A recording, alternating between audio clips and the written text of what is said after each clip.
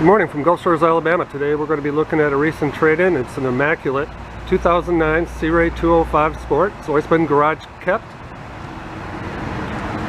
Has a wakeboard tower with wakeboard racks, upgraded stereo system, galvanized trailer with swing tongue, tandem axle.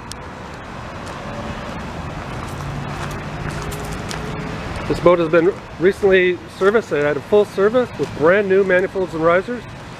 Has a 5-liter V8.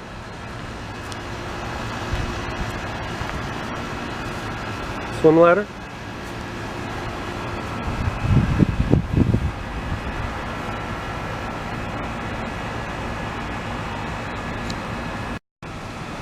Standing in the boat, you notice a large sun pad, vinyls in perfect shape,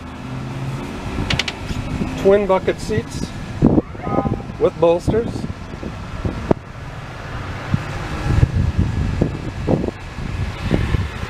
Going forward towards the bow.